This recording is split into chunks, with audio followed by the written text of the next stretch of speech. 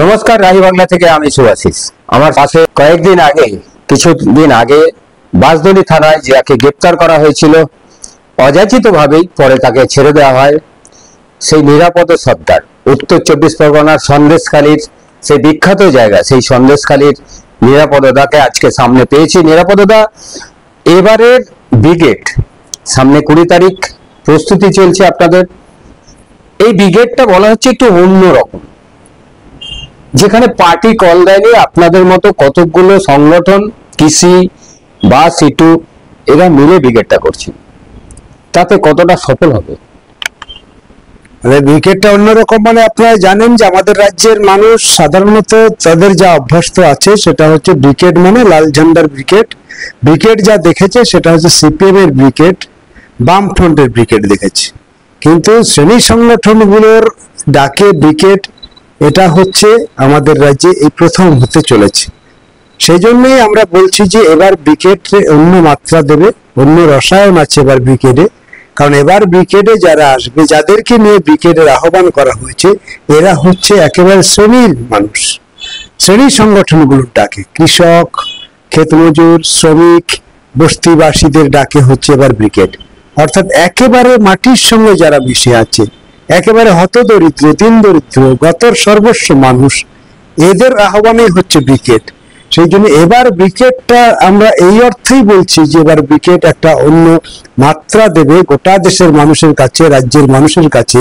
কারণ এই শ্রমজীবী অংশের মানুষের উপরে ধারাবাহিকভাবে তৃণমূল এবং বিজেপি যেভাবে অত্যাচার নামাচ্ছে, সেই অত্যাচার প্রতিহত করতে গেলে শ্রেণী ঐক্য চাই।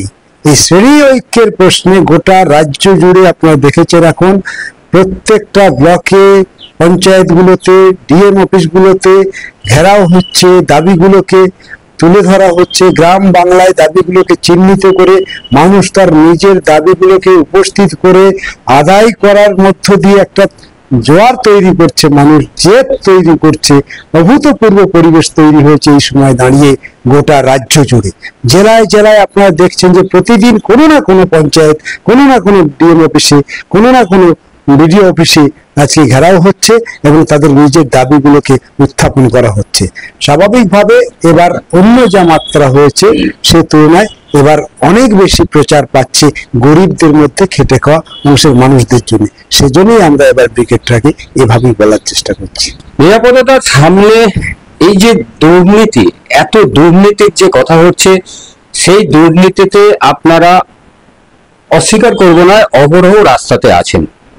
অথচ এত বড় একটা দুর্নীতি ঘটে গেল, তারপরে পরেই আমাদের মুর্শিদাবাদের মতো একেবারে বাইনারি প্রোগ্রাম, আপনারা যেটা বলেন, মুসলিম সমাজ এইভাবে রাস্তায় নেমে পড়লো ধর্মের ভিত্তিতে। কিভাবে বলবেন, এটাকে বিশ্লেষণ করবেন কিভাবে?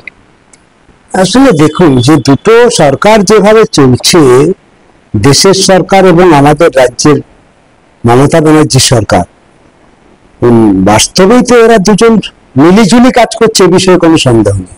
আপনারা যাই বলুন না কেন, দেখবেন দিল্লিতে যা আলোচনা হচ্ছে সেটা অতি দ্রুত এখানে কার্যকরী করার চেষ্টা হচ্ছে। আবার এখানকার তৃণমূল যখন বিপদে পড়ছে তখন তার সামনে গিয়ে দাঁড়াচ্ছে বিজেপি তাকে উদ্ধার করার জন্য। আবার বিজেপি যখন সমস্যায় পড়ছে তখন তৃণমূল তাকে সাহায্য করছে। একেবারে পার্লামেন্ট থেকে শুরু করে যদি আপনারা 1, 2, 3, 4 করে দেখেন, একেবারে বিল পাস করা থেকে শুরু করে সবগুলোকে ধারাবাহিকভাবে তৃণমূল তাদেরকে সাহায্য করছে, আর এখানে বিজেপি তাদেরকে সাহায্য করছে। বিজেপি তৃণমূলের হাত ধরে আরো বেশি মানে আরএসএস এর স্বপ্নগুলোকে বাস্তবায়িত করতে চাইছে আমাদের রাজ্যে। আন্দোলনটা হচ্ছে এখানে, এই জায়গায় দাঁড়িয়ে এই দুটো ঘটনা আপনি যদি মেলান, যে দুটো আপনি বললেন যে বিশেষ করে চাকরি সংক্রান্ত বিষয়ে 26,000 ছেলে মেয়েদের চাকরি আজকে চলে গেল, কোর্টের নির্দেশে চলে গেল। অর্থাৎ এইটা কোর্টের নির্দেশে কেন গেল? কোর্ট বারেবারই বলেছিল যে আমাদের এখানে যখন সিবিআই তদন্ত হচ্ছে, এই রাজ্যের সরকারটা কিভাবে নিয়োগ দুর্নীতিতে পরপর জড়িয়ে যাচ্ছে। অসংখ্য উদাহরণ আছে, বারবার বলা হয়েছে আমাদের রাজ্যের সরকারকে যে এই 26,000 ছেলে মেয়েদের চাকরি সংক্রান্ত বিষয়ে তার সমস্ত কাগজপত্র জমা দিতে, তাদের ওএমআর জমা দিতে, তাদের সমস্ত তথ্য এরা লোপাট করেছে, যাতে আমাদেরকে আর এই সমস্ত তথ্য জমা দিতে না হয়, কেউ যাতে বুঝতে না পারে যে আমরা দুর্নীতি করেছি, আমরা এই চাকরি নিয়োগে কোটি কোটি টাকা নিয়েছি, এর যাতে কোনো তথ্য না থাকে, প্রমাণ না থাকে, তার জন্য সব পাকাপোক্ত বন্দোবস্ত এরা করে রেখেছে। ফলে কোর্ট বারবার বলার পরেও এরা কিন্তু স্বচ্ছ লিস্ট জমা দিতে পারলো না। ফলে এই যে যোগ্য অযোগ্যের প্রশ্নটা এখন এসে যাচ্ছে, এরা ঠিক করতেই পারেনি তখন কারা যোগ্য কারা অযোগ্য। এখন বলছে যে আমরা যোগ্য অযোগ্য তালিকা তৈরি করছি, মুখ্যমন্ত্রী বলছেন যে না কারো চাকরি যাবে না। এই সমস্ত কথা তো বলা যায় না। কথা বলা যায় কারণ দেশের একটা আইন, আমরা ভারতবাসী যারা আছি আমরা সবাই সংবিধানের মধ্যে, আমরা কেউ সংবিধান বহির্ভূত কথা বলতে পারি না, কেউ পারি না। সুতরাং সবাইকে আমাদের কোনো না কোনো একটা জায়গায় নিয়ম মেনে চলতে হয়, সেটা হচ্ছে আমাদের দেশের সংবিধান, দেশের আইন। দেশের আইনের ঊর্ধ্বে আমরা নই। সেই জায়গায় দাঁড়িয়ে সর্বোচ্চ কোর্ট, আদালত, সুপ্রিম কোর্ট যেখানে রায় দিয়েছে সেই রায়কে চ্যালেঞ্জ করছে মুখ্যমন্ত্রী। যে ভাষায় কথা বলেছেন, ছেলে মেয়েদেরকে যেভাবে উৎসাহিত করার চেষ্টা করছেন, কারো চাকরি যাবে না। এই যে কোর্ট রায় দিয়েছে, আগের উদাহরণ টেনে এনেছেন, অমুক রাজ্যেই হয়েছে, তার জন্য কি হয়েছে, অদ্ভুত রকমের তার লক্ষ্য করতে পারছেন না। এই যে ভাষায় তিনি উপস্থিত করার চেষ্টা করছেন, এটা আমাদের রাজ্যের মানুষের মানে অপমান হচ্ছে, আমাদের রাজ্যের মানুষ অপদস্থ হচ্ছে। এটা কখনোই ঠিক নয়, অন্যায় করছেন তিনি। তিনি সংবিধান বহির্ভূত কথা বলছেন, তিনি কোর্ট অবমাননা করছেন, এভাবে করতে পারেন না। আর তার কথা শুনলে ছেলেমেয়েরা চাকরি পাবে না, আরো বিপদে পড়বে। আমরা বলছি ছেলে মেয়েদেরকে, আমরা তোমাদের সঙ্গে আছি, অন্যায়ের বিরুদ্ধে রুখে দাঁড়াও। রাজ্যটাকে যদি রক্ষা করতে হয়, সমাজটাকে যদি রক্ষা করতে হয়, অন্যায়ের বিরুদ্ধে সকলে মিলে রুখে দাঁড়াও, তা না হলে রক্ষা করা যাবে না। এই প্রাতিষ্ঠানিক দুর্নীতি দুই একজনের ব্যাপার না, একেবারে দলটা শুরু থেকে শেষ পর্যন্ত, তলা থেকে উপর পর্যন্ত সব নিয়োগ প্রক্রিয়াতে দুর্নীতি। একটা নিয়োগ প্রক্রিয়া দেখাতে পারবে না যেখানে দুর্নীতি নেই। এই প্রেক্ষিতে দাঁড়িয়ে আমাদের মানে এই যে নিয়োগ সংক্রান্ত বিষয়ে 26,000 ছেলে মেয়েদেরকে আমরা বলেছি আপনারাও ব্রিগেডে আসুন, আপনাদেরকে আহ্বান করছি, আপনাদের পাশে আমরা আছি, লড়াইয়ে আছি, কিন্তু ন্যায়ের পক্ষে অন্যায়ের বিরুদ্ধে লড়ে যেতে হবে, যাতে ভবিষ্যতে আর কোনোদিন এরকম প্রাতিষ্ঠানিক দুর্নীতি করতে আর কেউ সাহস না পায়। সেই জন্য লড়াইয়ের ময়দানে ওদেরকে ডেকেছি। অন্যদিকে আজকে দেখছেন যে ওয়াকফ বোর্ডের রায় নিয়ে আজকে লাগিয়ে দিয়েছে ওখানে। সরকার কি করছে? নীরব কেন? সরকারের ভূমিকা কোথায়? ভাবতে পারেন এই জিনিস কখনো হতে পারে? সরকারি সম্পত্তি নষ্ট হচ্ছে, মানে কি অবস্থা তৈরি হচ্ছে, গোটা রাজ্য জুড়ে একটা অস্থির অবস্থা তৈরি করা হচ্ছে। আবার সেই মানে ধর্মের রাজনীতি, হিন্দু মুসলমান প্রশ্ন নিয়ে চলে যাওয়া হচ্ছে। কেন? সরকার নীরব ভূমিকা পালন করছে। এই যে যারা চাকরি হারালো, এরা যখন গেল মানে ডিআই অফিসে ঘেরাও করতে, ডিআই অফিসে জানতে যে আমাদের চাকরি কি করে গেল, আপনি আমাদের নিয়োগ দিয়েছেন, তাহলে আমাদের চাকরি কি করে যায় জানতে চেয়েছেন তারা। তাদের উপরে যেভাবে লাঠিচার্জ করা হলো, পুলিশকে কিভাবে সক্রিয় ভূমিকা পালন করতে দেখেছেন আপনারা। সেই পুলিশ যখন আমাদের রাজ্যের সম্পদ নষ্ট হচ্ছে, ধর্মের নামে মানুষের মধ্যে একটা আলাদা প্রেমিক তৈরি হয়ে যাচ্ছে ওয়াকফ বোর্ডের সম্পত্তি নিয়ে, তখন সরকার নীরব ভূমিকা পালন করছে। এটা দিয়ে পরিষ্কার বোঝা যায় তৃণমূল বিজেপি এক সুরে একজোটে হাত ধরাধরি করে চলছে, এ বিষয়ে কোনো সন্দেহ নেই। আপনাদের পার্টির স্ট্যান্ড, আপনি সেই একই জায়গায় দাঁড়িয়ে আছেন, তৃণমূল বিজেপি একই জায়গায় হাত ধরাধরি করে চলছে, আপনারা প্রতিনিয়ত এটা বলে যাচ্ছেন। তারপরেও মানুষ তৃণমূলকে নিয়ে আসছে। আপনাদের 34 বছরের শাসনকাল, মানুষের সজাগ, আপনি একদম গ্রাম থেকে উঠে আসা। এই যে গ্রাম থেকে, গ্রামের মানুষ একেবারে বামপন্থীদের জায়গা থেকে মুখ ফুরিয়ে নিল, এটা তো আপনি গ্রামের মানুষ, আপনি কিভাবে এটা দেখেন? কেন এই ঘটনা ঘটলো? 2011 সালের পর মমতা ব্যানার্জি সরকার চালাচ্ছে। সরকার চালাতে গিয়ে এই সরকারকে মানুষও দেখছে। সরকার চালাতে গিয়ে কতটা স্বচ্ছতার সঙ্গে চালাচ্ছে, কতটা গরিবদের জন্য ভাবছে, কতটা কৃষকদের জন্য ভাবছে, কতটা শিক্ষার উপরে তার দরদ আছে, স্বাস্থ্যের উপরে দরদ আছে, মা বোনেদের উপরে দরদ আছে। এই সব এই সময়কালের মধ্যে মানুষ কিন্তু বিচার করে নিয়েছে। এই সব কিছু মানুষের মনের ডায়েরিতে লেখা আছে। মনের ডায়েরিতে যদি এগুলো না লিখতো, তাহলে আপনি কলকাতার মহানগরীতে আরজি করার মতন ঘটনা আজকে ঘটতো না। অসংখ্য ঘটনা ঘটছে আমাদের রাজ্যে যা সরকার বিরোধী। এটা দিয়ে বুঝতে হয় যে মানুষ সত্যি সত্যি মমতা ব্যানার্জিকে চায় কিনা। মমতা ব্যানার্জি যাদের হাত ধরে আজকে এখানে দাপট দেখাচ্ছে, তাদেরকেও মানুষ কতটা বিশ্বাস করে কি করে না, সেটা আপনার এই সময়কালের মধ্যে যে যে ঘটনা ঘটেছে তার সাক্ষী আপনারাও আছেন, আমাদের রাজ্যের মানুষ আছে। এই যে গত লোকসভা নির্বাচন অনেক প্রত্যাশা করেছিল আমাদের দেশের প্রধানমন্ত্রী নরেন্দ্র মোদী, বিজেপি বিরাট বড় বড় করে কথা বলেছিল, কই আমাদের রাজ্যের মানুষ সায় দিয়েছে? দেয়নি। অর্থাৎ আমাদের রাজ্যের মানুষের যে রাজনৈতিক চেতনা, আমাদের রাজ্যের মানুষের যে গণতান্ত্রিক মনোভাব, সেটা যে আছে এ বিষয়ে কোনো সন্দেহ নেই। সেই জন্য আমাদের আত্মপ্রত্যয় আত্মবিশ্বাস আছে আমাদের রাজ্যের মানুষের। তারা সবকিছু দেখুক, সবকিছু বিচার করুক। আবার ৭৭ সাল থেকে ৩৪টা বছর বামপন্থীরা যেভাবে আমাদের রাজ্যে একেবারে জরাজীর্ণ যে রাজ্য ছিল, যে রাজ্যে খাবার জুটতো না, যে রাজ্যে জমি ছিল কিন্তু চাষ হতো না, সেই রাজ্যে জমিতে সোনার ফসল ফলিয়ে খাদ্যে ১ নম্বর জায়গায় চলে যায়, সেই রাজ্য পঞ্চায়েতে মা বোনেদের যে অধিকার দেয়, সেই রাজ্যে শিক্ষা ব্যবস্থা, কটা স্কুল ছিল বলতে পারেন? গোনা কয়েকটা স্কুল ছিল, এখন গুনতে পারবেন না স্কুল। হাজার হাজার স্কুল তৈরি হয়েছে বামপন্থীরা সাধারণ মানুষের চাহিদা মেটানোর জন্য, মানুষকে এডুকেশন করার জন্য, শিক্ষা এগিয়ে নিয়ে আসার জন্য। শিক্ষার পরে কি করবে তারপরের ভাবনাটাও বামপন্থীদের ছিল। ফলে মানুষ কিন্তু এখন সবটাই বিবেচনার মধ্যে নিয়ে আসছে। বাম কি করেছিল, এরা কি করছে, বিজেপির সঙ্গে তার কি সম্পর্ক আছে, এই সব আমাদের রাজ্যের মানুষ কিন্তু বিবেচনার মধ্যে রেখেছে। সেই জন্য আমি বিশ্বাস করি আমাদের রাজ্যের মানুষ ধীরে ধীরে তারা তাদের জীবন জীবিকার প্রয়োজনে রাজ্যটাকে রক্ষা করার জন্য, আমাদের রাজ্যের শিক্ষা স্বাস্থ্যটাকে বাঁচানোর জন্য এত কষ্ট করে তারা তৈরি করেছিল, সেগুলোকে রক্ষা করার জন্য আস্তে আস্তে করে মানুষ কিন্তু তার মন পরিবর্তন করছে। যার জন্য গ্রাম বাংলাতে লাল ঝান্ডার শক্তিশালী ঘাঁটিগুলোতে আবার কিন্তু লাল ঝান্ডার মিছিল লম্বা হচ্ছে। আপনি বলছেন বটে, কিন্তু যে বাইনারি প্রক্রিয়া তৈরি করে দিতে পেরেছেন মমতা ব্যানার্জি, আপনি ভোটের কথা বলছেন, 11 সালের পর থেকে ভোট প্রতিনিয়ত বামপন্থীদের কমতে কমতে কমতে কমতে আজকে 5% গিয়ে দাঁড়িয়েছে। আপনি বলছেন আবার লাল ঝান্ডা উঠছে, সত্যি কি উঠছে নাকি বাইনারি পদ্ধতি এগোচ্ছে? কারণ যে হারে এই মুসলিম সমাজও রাস্তায় নেমে পড়ছে ধর্মীয় কারণে, তাতে তো সরাসরি দেখলেই যে হোয়াটসঅ্যাপ ইউনিভার্সিটি বলুন, সোশ্যাল মিডিয়া বলুন, যে অপপ্রচার মিথ্যা প্রচার হয়, তার কতটা আপনারা মোকাবিলা করতে পারছেন? আসলে তো আপনি দেখবেন যে যা হচ্ছে, যা যা ঘটনা ঘটছে, তো ঘটনা হচ্ছে, লাগানো হচ্ছে।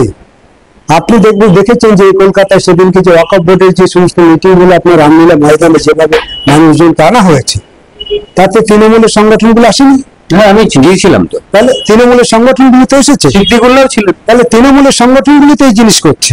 তাহলে যাদের দায়িত্ব ছিল সরকারটাকে মানে রাজ্যটাকে সুরক্ষা দেওয়া, যাদের দায়িত্ব মানে ধর্ম নিরপেক্ষতার যা আমাদের দর্শন সেটাকে রক্ষা করা, তারাই বাঁচার জন্য এই জিনিস করছে, বাঁচার জন্য এই জিনিস করছে। মানুষ কিন্তু বাঁচতে দেবে না। আজকে কোর্ট বলেন, আইন বলেন, অনেক জায়গাতে যাবে টাকা পয়সা দিয়ে, অনেক সময় তারা ম্যানেজ করতে পারছে, ম্যানেজ করছো, কিন্তু জনগণের আদালতে সে ম্যানেজ হয় না। জনগণ কিন্তু অপেক্ষায় আছে। তা না হলে আপনি আজকে দেখুন, এই যে রামলীলা, এই যে রামনবমী হয়ে গেল, হাজার হাজার মানুষ ঘর থেকে বেরিয়েছে, তার মানে কি বোঝেন?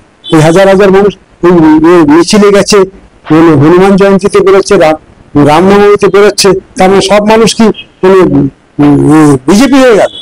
ওরা তো তাই মনে করে, তাই তো বিজেপির নেতারা সেই সমস্ত মিছিলে গেছে। ধর্ম তো আগেও ছিল, এখন আছে, সেটা মানুষের মনের বিষয়। কিন্তু ধর্মটাকে কিভাবে অবহেলা করছে, ধর্মটাকে কিভাবে অপদস্থ করছে, সেটাও তো মানুষ বিচার করছে। কারণ আজকে ময়দানে নিয়ে চলে এসছে ধর্ম, রাজনীতির প্রাঙ্গণে ধর্ম নিয়ে খেলা হচ্ছে। ধর্মকে তো আমরা ওই জায়গায় নিয়ে যাইনি, তো ধর্ম ধর্মের জায়গায় থাকবে, তার পবিত্র মনের স্থানে তার জায়গা, সেইটাকে নিয়ে কেন রাজনীতি হবে? রাজনীতি মানে রুটি রুজির লড়াই হবে, রাজনীতি মানে দেশ রক্ষার লড়াই হবে, রাজনীতি মানে সংবিধান রক্ষার লড়াই হবে, রাজনীতি মানে বাঁচার লড়াই হবে, খাদ্যের লড়াই হবে। এ সমস্ত না করে আজকে তারা রাজনীতি রসায়ন মিলিয়ে দিয়ে মানুষ যাতে বুঝতে না পারে সেই চেষ্টা করছে। পশ্চিমবঙ্গে আমি বিশ্বাস করি সেটা অন্তত বেশি দিন টিকিয়ে রাখা যাবে। কিন্তু নিরাপত্তা দিনের দিন অস্বীকার করার উপায় নেই। এই যেখানটা বললেন, মানুষ মানুষ মানুষ বারবার কথা উঠছে, সেই জায়গা থেকে মানুষ ধর্মীয় তো উন্মাদনা খানিকটা তৈরি হয়েছে, এটাকে অস্বীকার করবেন না। আসল ব্যাপারটা আমরা ভুলে যাচ্ছি। মানুষকে যখন আপনি অভাবের মধ্যে রাখবেন, অভাবের তাড়নায় মানুষ যখন ছুটে বেড়াবে, সেই সময় আপনি ধর্মীয় উন্মাদনা আবিষ্কার করবেন। স্বাভাবিকভাবে মানুষ কিন্তু তার মানে অভাব, অনটন, দারিদ্র কিছুটা হলেও তো মানুষ ভুলে থাকতে চায়। উপায় কি আছে? কাজ নেই, অভাব, দারিদ্র, এলাকায় কাজ নেই, পঞ্চায়েতের কাজ নেই, 100 দিনের কাজ বন্ধ, অনির্দিষ্টকালের জন্য বন্ধ। আইন আছে, আইনেরা মানে না, কেউ আইন মানে না, গরিবের টাকা লুট হয়ে যাচ্ছে, তার কোনো ব্যবস্থা হচ্ছে না। 100 দিনের কাজের টাকা মমতা ব্যানার্জির লোক লুট করে নিয়েছে, তার কোনো ব্যবস্থা হচ্ছে না। স্বাভাবিকভাবে মানুষের এই দুর্বলতাগুলোকে ওরা ধর্মটাকে সামনে নিয়ে এসে ব্যবহার করার চেষ্টা করছে। তার মানে এটা ভাববেন না যে মানুষ সব ধর্মে মেতে গেছে আর সব তৃণমূল আর বিজেপির পক্ষেই আছে, এই ধারণাটা ভ্রান্ত। ভ্রান্ত যদি না হতো তাহলে এই প্রেক্ষিতে তখনও তো গত লোকসভা নির্বাচনে তবে হই হই করে জিতে যেত। জিততে পারলো না। স্বাভাবিকভাবে যত দিন যাচ্ছে তত বিজেপির কাছে মানুষ একবার পরিচ্ছন্ন ধারণা তৈরি করছে বিজেপি সম্পর্কে, আর তৃণমূলকে পরিষ্কার করে বোঝার চেষ্টা করছে এবং বুঝে তাকে আসামের কাঠগড়ায় দাঁড় করাচ্ছে। তা না হলে গোটা রাজ্যে যে ঘটনা এই সময়কালের মধ্যে ঘটছে তা কখনো সরকার বিরোধী হতে পারে। মুর্শিদাবাদের ঘটনা নিয়ে বিজেপির সুকান্ত মজুমদার একেবারে বলেছেন গুলি করতে। পুলিশ কি করছিল? গুলি করেনি কেন? দরকার হলে বুলডোজার লাগলে সুকান্ত মজুমদাররা দেবে। এই সমস্ত অপদার্থ লোকজনের অপদার্থ কথা, বুঝলেন তো? আসলে আপনি দেখুন না, তৃণমূল এবং বিজেপির যারা সাংসদ আছে, যারা নেতৃত্ব আছে, তাদের পার্টির নেতা, এরা কেউ সমাজের দায় এবং দায়িত্ব নিয়ে কথা বলে? এদের প্রত্যেক কথাতে উস্কানি থাকে, এদের প্রত্যেক কথাতে হিন্দু মুসলমান থাকে, এদের প্রত্যেক কথাতে ধর্ম থাকে, যা সমাজকে কুড়ে কুড়ে নষ্ট করে। অর্থাৎ রাজনীতিবিদদের যে দায়িত্ববান হওয়া দরকার, দায়িত্বশীল হওয়া দরকার, সেই দায়িত্বশীল হয়ে তারা কথা বলতে পারে না। সব সময় তারা তাদের ধর্ম এবং ধর্ম আর রাজনীতিকে মিশিয়ে একটা দাঙ্গা বাঁধিয়ে নিজেরা ক্ষমতায় টিকে থাকতে চায়, আসতে চায়। সেই জন্য পশ্চিমবঙ্গে যেমন অন্তত এই জিনিস হবে না। পশ্চিমবঙ্গের মানুষ অনেক সচেতন, ওরা যাই বলুন, তো পুলিশ গেল না, এত কিছু হলো, তারপরে দেখেছেন তো মানুষ এগুলোর পিছনে, তারপরে আর মানুষ যাচ্ছে। তাহলে মানুষের মধ্যে কিন্তু একটা চর্চা আছে আমাদের রাজ্যে, এটা অন্তত আছে। বাম জামানায় এই শিক্ষাটা অন্তত পেয়েছে মানুষ। আমি মনে করি যে বাম জামানায় যে 34টা বছর, সেই 34টা বছরে আজকের মানুষকে তৃণমূলে আছে, বিজেপি আছে, অ্যানাদার কোশ্চেন, কিন্তু বামপন্থী মনোভাবাপন্ন মানুষ এবং বাম ভাবনা বেশিরভাগ মানুষের মনের মধ্যে আছে, যে চিন্তাটা যখন জেগে ওঠে তখন থমকে যায়, তখন আর এই খারাপ কাজ করতে তারা সাহস পায় না। তার উদাহরণ কতগুলো ঘটনা আমাদের রাজ্যেও আছে। শুভেন্দু অধিকারী বলছে আমাদের দিকে থাকুন, আমাদের সাথে থাকুন, যাদের চাকরি গেছে আর কি, আমরা এলে চাকরি দিয়ে দেবো। এখন মমতা ব্যানার্জি যদি জেলে যায়, শুভেন্দুকে তো জেলে যেতে হবে। চাকরির পরীক্ষা হয়েছিল 2016 সালে। 2016 সালে আজকের যে সেই অপদার্থ বিরোধী দলনেতা এইভাবে কথা বলছে, সে বোধহয় ভুলে গেছে যে 2016 সালে সে দিদিমণির সঙ্গে ছিল, সেই দলের মন্ত্রী ছিল, সে দায়িত্বশীল নেতা ছিল। এই যা কিছু হয়েছে দুর্নীতি, সেই দুর্নীতির একটা অংশ তারও আছে। বাঁচার জন্য তো দিয়ে গেছে, এখন বাঁচতে পারবে, বাঁচাবে কিছুদিনের জন্য বিজেপি, কিন্তু জনগণের আদালতে তো বাঁচবে না কেউ, এদের হাত থেকে কেউ বাঁচবে না। তাহলে ওরা এখন আতঙ্কের মধ্যে আছে, শুভেন্দু আতঙ্কের মধ্যে আছে, মমতার ভাইপো আতঙ্কের মধ্যে আছে। কারণ ওরা বুঝতে পারছে যে আজকে ক্ষমতায় থাকার পরে, ক্ষমতায় থাকার সত্ত্বেও এই অবস্থা, এবার ক্ষমতা না থাকলে তাদের কি হাল হবে সেটা তো ওরা বুঝতে পারছে এখন থেকে। সেই জন্য কখন কি বলছে তারা ঠিক পাচ্ছে না। এত বড় অসত্য কথা বলছে, ক্ষমতায় আসলে চাকরি দেবে। ওর ক্ষমতা আছে? ওর বাপের সম্পত্তি নাকি এগুলো? ক্ষমতায় আসলে আর দিয়ে দেবে? ক্ষমতায় তো আছে, নেই কে বলেছে? আছে তো। কেন এই রাজ্যে 100 দিনের কাজ বন্ধ আছে 3 বছরের বেশি? কই বলতে পারবো তো শুভেন্দু অধিকারী? কেন কাজ হচ্ছে না? লক্ষ লক্ষ গরিব মানুষ কাজ পাচ্ছে না, তার জন্য কোনো পরিকল্পনা চিন্তা নেই তো তার। শুধু এইখানে পিন লাগিয়ে মানুষের মধ্যে একটা আবেগ তৈরি করে দেয়। একটা পশ্চিমবাংলার বেকার ছেলে মেয়েদেরকে এত বোকা পেয়েছে, হাবলা পেয়েছে এদেরকে। পশ্চিমবঙ্গের গণতন্ত্র প্রিয় মানুষ অনেক বেশি রাজনীতি সচেতন। সময় তৈরি করছে মানুষই, মানুষ আস্তে আস্তে তৈরি হচ্ছে, মানুষই তৈরি হচ্ছে। তো আমরা দেখতে পাচ্ছি তো গোটা রাজ্য জুড়ে আমি যা দেখেছি, এই জীবনের অভিজ্ঞতা আমার ছিল না। আমরা প্রথমে ভেবেছিলাম যে হবে কিনা জানি না, ব্রিকেট নিয়ে কি ভাববে মানুষ, কিন্তু জেলায় জেলায় ঘুরে যে অভিজ্ঞতা হয়েছে, অভূতপূর্ব অভিজ্ঞতা। মানুষের মধ্যে যে এত সরকার বিরোধী, বিজেপি বিরোধী মনোভাব আছে, সেটা আমরা গ্রামে গ্রামে না গেলে বুঝতে পারতাম না। এখন তার জোয়ার যতদিন যাবে তত বাড়বে। তাই ওরা এখন আরো বেশি আতঙ্কের মধ্যে ওদেরকে থাকতে হবে। ব্রিগেড ওদেরকে ঘুমোতে দিচ্ছে না। ওরা যাই বলুক না, কেউ ঘুমোতে পারে না, মমতা ব্যানার্জি ঘুমোতে পারে না, তার ভাইপো ঘুমোতে পারে না, শুভেন্দু অধিকারী ঘুমোতে পারে না।